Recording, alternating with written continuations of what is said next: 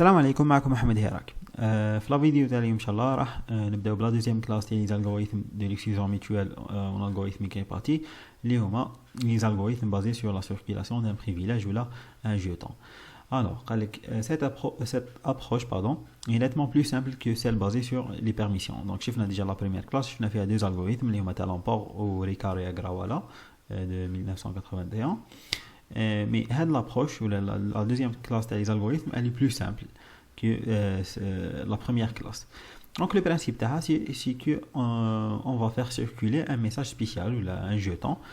On met un jeton plutôt, donc en permanence, donc il va circuler en permanence entre tous les sites et le système réparti. Seul le processus du site détenteur du jeton est autorisé à entrer en section critique. Donc le principe il est très simple. Donc on va faire circuler un jeton en permanence. Donc le site, seul le processus du site lien de le jeton ou les rahitrol en section critique. Les éléments nécessaires pour réaliser cette approche sont donc et on doit disposer d'un anneau logique virtuel. Un anneau logique virtuel, c'est plutôt c'est la structure le réseau qui connecte les sites à le système réparti. Donc là on a les logiques parce que machine لازم يكون un anneau physique, mais plutôt un anneau. يعني كل واحد راهو كي connecté مع deux voisins, le système كامل, l'ensemble des sites va constituer un anneau logique virtuel. Donc pour faciliter la circulation du jeton, donc le réseau de communication physique peut être quelconque, ce que je viens de dire, donc le réseau de communication physique peut être quelconque, mais il va construire un anneau logique virtuel. Tant que les processus sont connectés, il est toujours possible de mettre en œuvre une structure d'anneau logique unidirectionnelle. Donc unidirectionnelle, donc le jeton راح يروح une seule direction. On doit disposer de deux fonctions nécessaires. Les deux fonctions, le voisin gauche de I, donc qui donne le numéro du site voisin gauche du site I, et VDI, c'est le voisin droit de I qui donne le numéro du site voisin droit du site I. Et on doit garantir l'unicité tel le jeton. Donc bien sûr, les algorithmes, toujours il y a un seul jeton, mais quand il y a plusieurs jetons. Donc, les éléments nécessaires pour réaliser l'approche le jeton.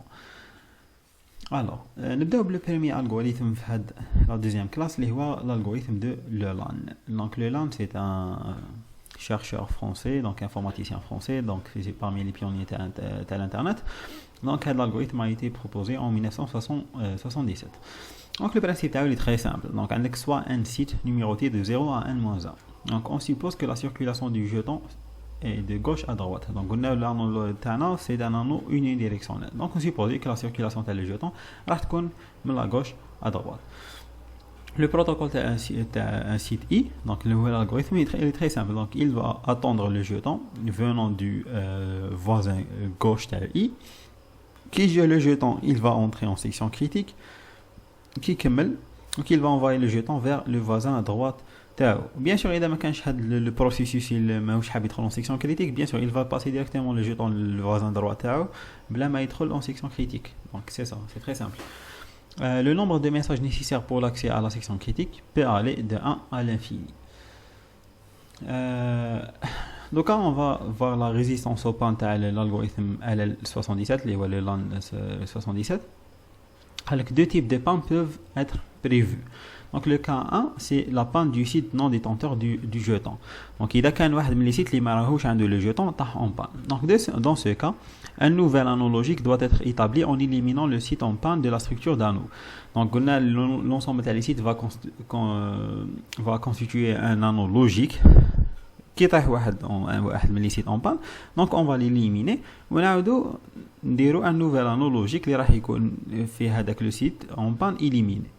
Les fonctions voisin gauche et voisin droit sont à la charge du système de transport qui doit isoler le site en panne et assurer leur mise à jour en cas de panne d'un site. Et le deuxième cas, c'est la panne du site détenteur de jeton. Donc il a le site qui a le jeton en panne. Donc alors que le jeton il est unique pardon. On a un seul jeton dans le système d'Anna. Alors qu'on suppose les hypothèses suivantes sur le réseau. Donc pas de séquencement des messages et pas de duplication des messages. Alors, on distingue deux classes de solutions selon le type de jeton. Donc, il y a le site qui est détenteur du jeton en panne. Donc, on a deux classes de solutions selon le type de jeton. Donc, on a le premier type, le jeton, le jeton valué. Il est variable, la valeur elle est variable. On a le jeton non valué, le jeton où la valeur elle est fixe. Alors, إذا كان le jeton il est un jeton variable. Donc, qui le jeton variable le jeton valué, c'est la même chose. Donc, maintenant, on a une valeur. V, c'est la valeur de le jeton entre 0 et K-1. Donc, dans ce cas, deux problèmes sont à résoudre.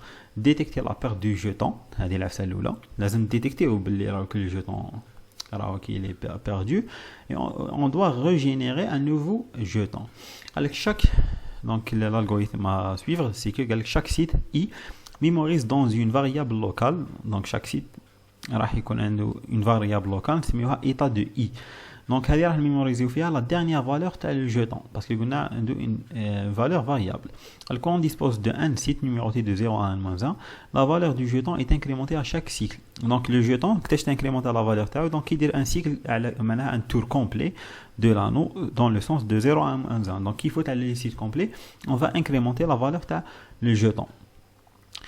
Donc, chaque site I effectue le contrôle suivant. Donc, si le numéro de le site est 0, maintenant le premier site, donc, alors il va incrémenter la valeur de le jeton. Donc, c'est là où il va incrémenter la valeur de le jeton. Mode K, bien sûr. Ainsi.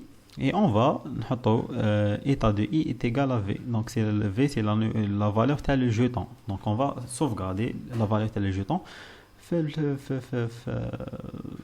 La variable locale état de I. Donc, à chaque passage du jeton, le site I a une horloge de garde. Donc, quand il faut le jeton à un site, donc il va armer une horloge de garde ou là, un timeout ou là, un timer. Donc, si le timeout est atteint avant le retour du jeton, alors consultez la variable état le voisin gauche. Donc, il a comme le timer que le jeton donc normalement il connaît. Donc, il va vérifier la variable état voisin du gauche Tao. Donc, si l'une des conditions suivantes est satisfaite, alors le jeton est considéré perdu. Donc, avec deux conditions. Donc, si elle est satisfaite, on va dire que le jeton est perdu. Donc, on a la condition 1. Si le voisin gauche de I est supérieur à I et l'état de voisin gauche de I est égal à l'état de I, ou là, la deuxième condition, si le voisin gauche de I est inférieur à I et l'état de le voisin gauche de I elle est différent de l'état de I. Donc, il y a une des conditions, elle est satisfaite. Donc, on va conclure que le jeton est perdu. Le site qui constate l'une de ces conditions doit régénérer un nouveau jeton en lui donnant la dernière valeur correcte. Il y a état de voisin gauche de I. Donc, la condition, bien sûr, les conditions vérifiées qui le timeout est atteint, bien sûr. Donc, c'est le principe. Donc, il est très simple. Donc, le timeout il est atteint. Vérifier les conditions. Les conditions, elle est satisfaite. On va détecter que le jeton est perdu. Donc, on va le régénérer. On met de l'eau la valeur l'état de voisin gauche de I. Sinon, il y a le jeton fixe. Maintenant, la valeur elle est variable. Elle est fixe, pardon. Donc, dans ce cas, on peut faire appel à un site coordinateur chargé de régénérer le jeton s'il est perdu. Donc, il connaît un site coordinateur, le jeton il est perdu, donc il va le régénérer. Si le site coordinateur tombe en panne, un algorithme d'élection doit être exécuté pour désigner un nouveau coordinateur. Donc, c'est ça. Donc, c'était ça l'algorithme de LeLAN 77. Donc, il est très simple. Donc, je n'ai d'autres trucs. Mais bon, j'espère que nous ferons la vidéo d'aujourd'hui. Si vous avez des questions, bien sûr, n'hésitez pas à poser des commentaires ou ça. Enfin, à poser des questions dans les commentaires. Je vous recommande la prochaine fois, Inch'Allah, un nouveau algorithme. Salam alaikum.